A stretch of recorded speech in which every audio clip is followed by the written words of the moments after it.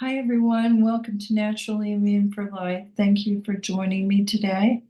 I hope you're all doing well. I have some exciting product news for you, even more exciting than my new book. But first, I would like to thank some of my kind friends who have already purchased, and I certainly hope that they will enjoy it and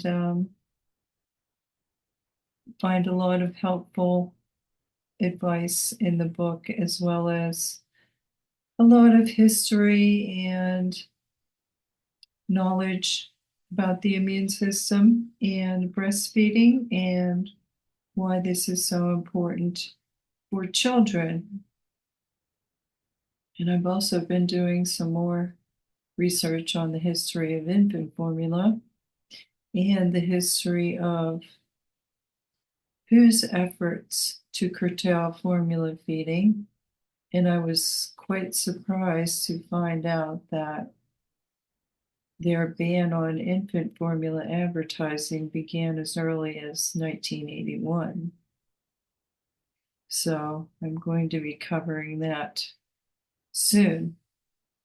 But today I have something really exciting for you. By the way, don't forget to check out the book. It's now on Amazon, Naturally Immune for Life. Um, and I do have a screenshot here. Nature's Microbiome Blueprint for Health and Longevity. And if you follow this channel and my other blog posts, you'll understand why that's true and how they know that. Namely, because they can follow particular probiotics most commonly found in breastfed infants, and they remain present throughout your lifetime.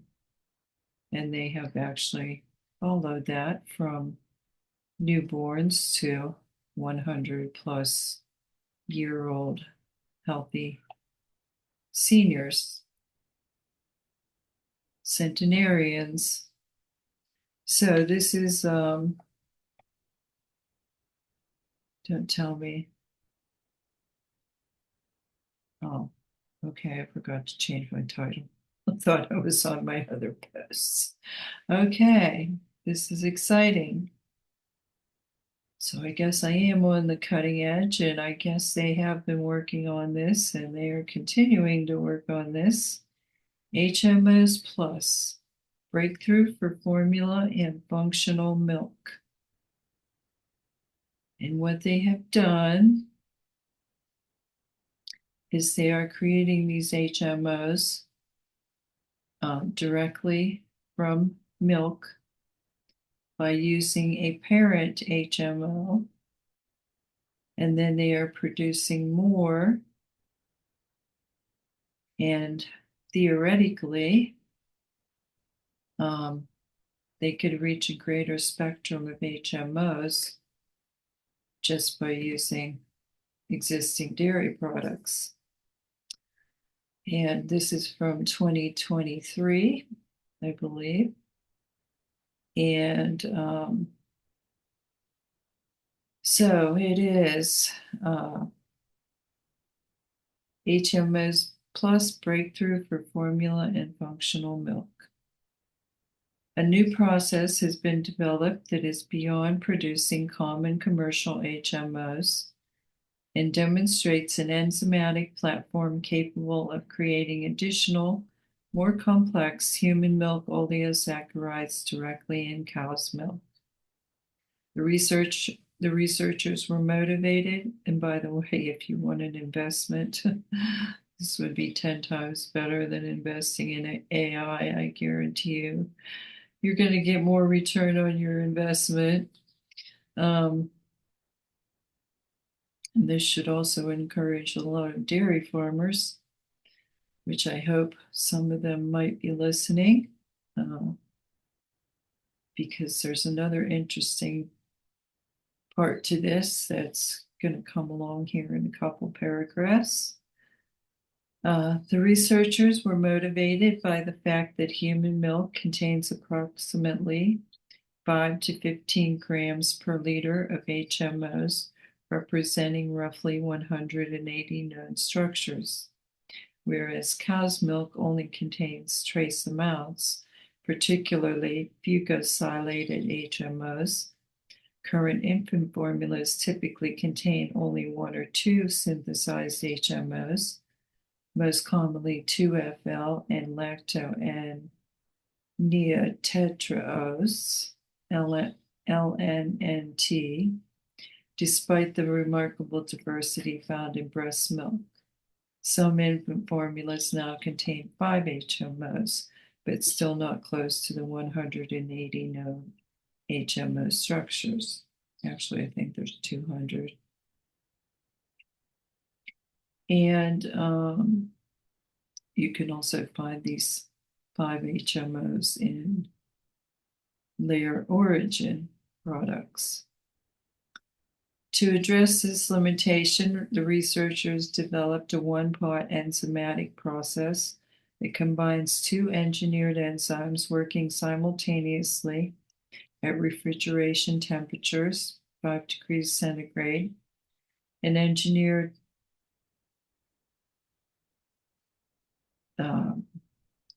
from a bacteria, T. cruzi, but it's not T. cruzi, so don't worry about it. It's the enzyme from it transfers sialic acid from casein glycomacropeptide onto lactose and LNNT, while another bacteria, I believe, an enzyme transfers fucose from commercially available 2FL onto LNNT. Because these reactions occur directly, I'm not reading that whole sentence for you, by the way. Because these reactions occur directly in whole milk, the process could theoretically enrich ordinary milk or infant formula with a broader spectrum of authentic HMOs without requiring separate industrial fermentation for every individual oleosaccharide. 5 degrees centigrade is the temperature at which milk is stored and processed commercially, so the engineering process cleverly fits into existing dairy manufacturing rather than requiring an entirely new production system. The significance of the work lies in the diversity of molecules produced. Commercially available HMOs such as 2FL and LNNT were used as starting substrates, but the enzymes generated several additional HMOs naturally found in human milk. So again, it goes on to give you the precise enzymatic process. And nuclear magnetic resonance and other analyses confirmed that these products were structurally identical to naturally occurring human milk oligosaccharides. The enzymatic reactions proved highly efficient under practical conditions. TFFUC1 reached its highest transfucosylation yield after approximately 1 hour, producing a 14% yield of fucosylated LNNT products before hydrolysis gradually reduced concentrations. The engineered enzyme behaved differently because its hydrolytic activity had been deliberately minimized. As a result, production of the silated HMOs continued increasing throughout the 6-hour reaction period instead of declining. The study also demonstrated that TR15 preferentially silated lactose to produce 3SL, although it was also capable of modifying ln and T into the more complex re-SLN and T. Importantly, both enzymes function simultaneously without interfering with one another, allowing multiple HMOs to be synthesized in a single reaction vessel. The final enriched milk contains 6 authentic HMOs from 2 commercially supplied substrates, 2FL and LNNT. Together, the 4 newly generated HMOs, 3SL, 2FLNNT, LNFP3, and 3SLNNT. This demonstrates that commercially available HMOs can serve as building blocks for enzymatic production for more structurally diverse oligosaccharides that more closely resemble the complexity of human breast milk. The authors conclude that this approach may represent a new manufacturing strategy for producing HMO-enriched milk beverages and next-generation infant formulas containing a wider spectrum of biologically relevant oligosaccharides than is currently available. The commercial importance of this technology is substantial.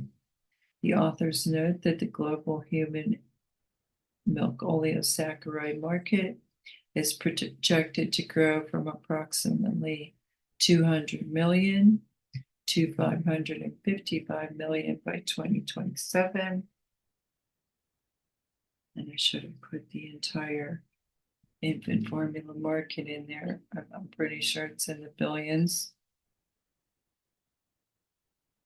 Driven by increasing demand for next generation infant formulas and functional nutrition products.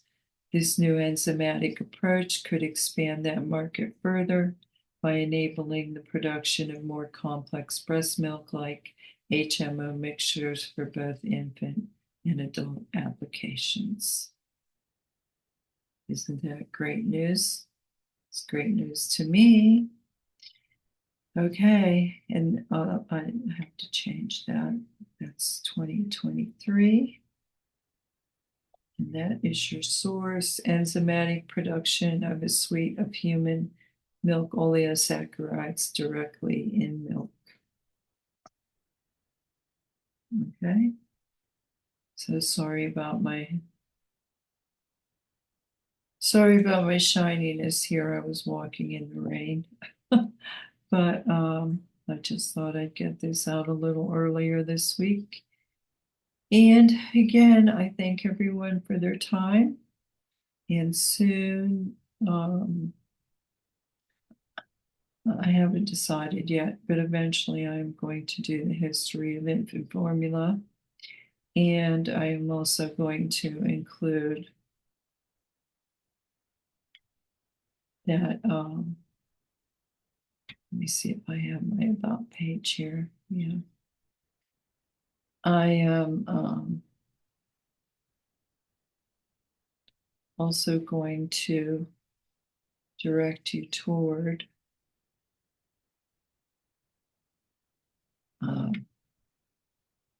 what has been accomplished so far.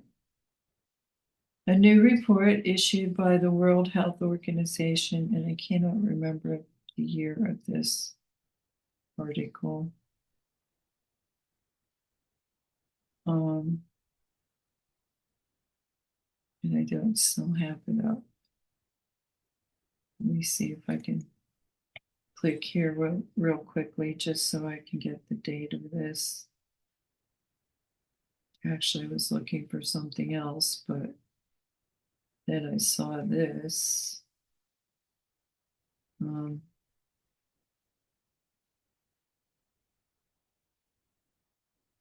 There was a date on it. Let me translate this to English. Couldn't be translated. Okay. On top it says 2026. No, this is from 2016. So hopefully they've begun to comply a little better. Let me go back here.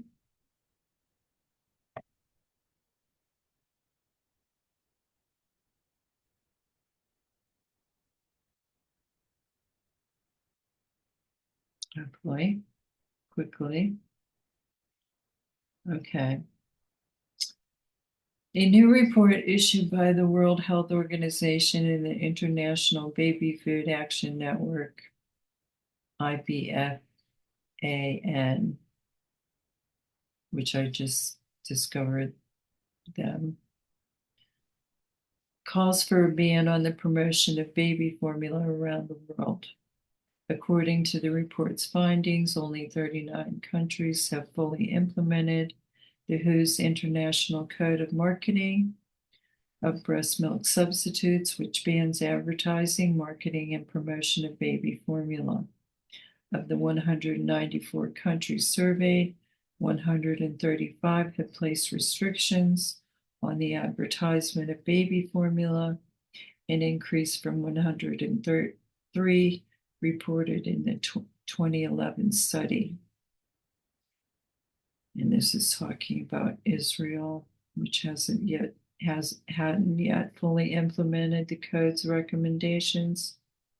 The WHO recommends that mothers breastfeed exclusively for the first 6 months of life, at which point they should feed their babies complementary solid foods in addition to breast milk until the age of 2 and beyond.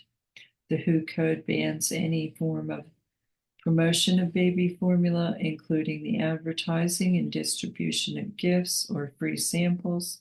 Manufacturers are instructed not to champion the health benefits or depict images that idealize the use of baby formula. So ideally, you will not see any advertisements of a newborn sucking on a bottle. And what else did I discover in my papers? The majority of infant formula is handed out through programs like WIC and food supplementary programs. In the US, we would call that food stamps. I can't remember what it's called in other countries like the UK, but the majority of children, just like always, the majority of children who are incentivized to use infant formula, of course, are poor, but the substantially higher number of breastfed infants are also substantially poor because they simply can't afford formula in countries where there aren't any or many supplemental government subsidized food programs. So that was quite, well, not that I didn't already know that, but you should probably realize that this has always been primarily directed at the poor and, of course, less utilized by the wealthy, who could also always afford wet nurses and were able to ensure that their children were breastfed no matter what. Oh, and by the way, most infants before the mid 1800s, infants that weren't breastfed generally didn't make it past the first year. So this is truly a biological shift that has never happened in human history. And that's one of the things that makes getting this information out there so important, because it has immune implications that have also never been seen before in human history on this level. So that's just one more reason why, of course, you are alive you are alive, and your recent ancestors were alive during this time period. So it might seem to you like this is the way things have always been, and you probably don't see the entire scope of it if you just assume that breast milk is just another type of food. So you would not see all of the implications that have been occurring over the last almost 200 years now regarding the use of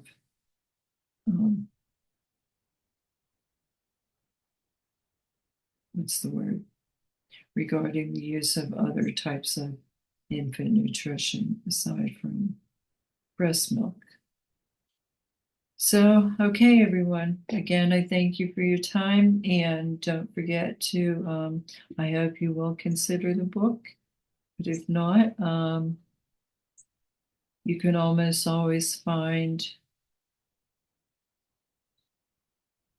shorter versions of the chapters in the book on the website. So the information's always available to anyone, whether they purchase the book or not. And it's just in the book, things are covered in much more depth. And again, there is also a daily plan that I cannot speak about too much on YouTube without risking getting flagged. So again, thanks for your time, and you all have a great day and a great week. I'll see you next time. Bye.